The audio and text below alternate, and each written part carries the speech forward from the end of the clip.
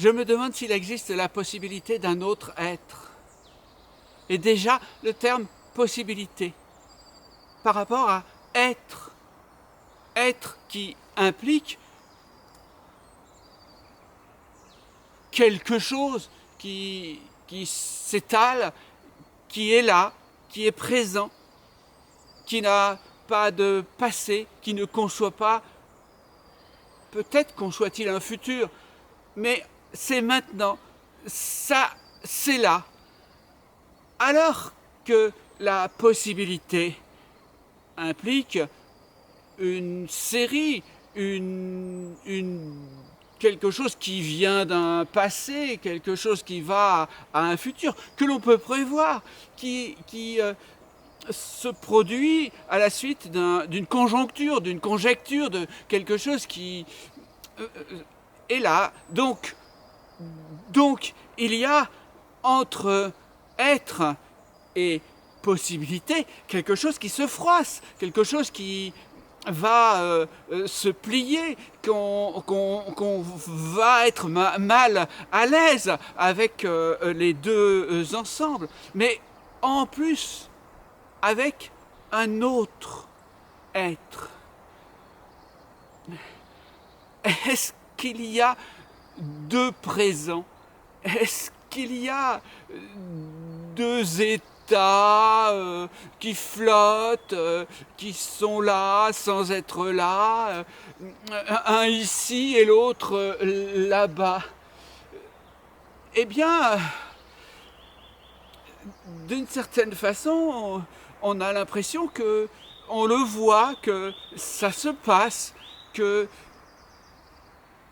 oui, c'est quelque chose que l'on peut observer, que l'on peut ressentir, qu'il y aurait une autre. Ça n'est pas de la science-fiction, c'est quelque chose que l'on voit soi et qui vous donne une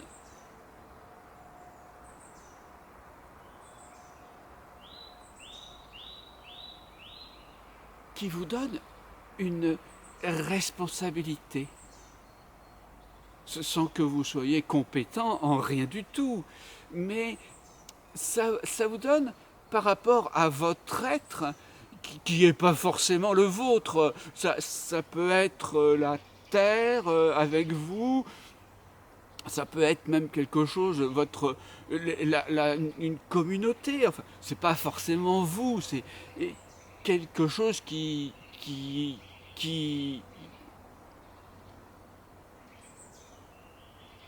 est là, voilà.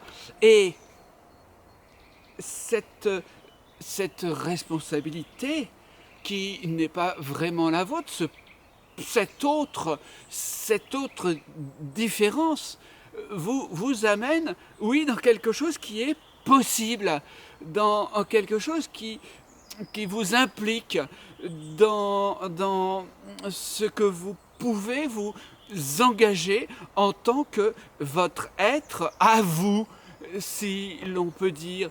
Et c'est quelque chose qui se voit, qui se pense, qui vous touche, qui vous concerne. Et en même temps, vous n'avez rien à faire. C'est, ça vous parle sans que vous... Et si vous faites quelque chose, vous vous engagez, vous êtes concerné, vous y allez.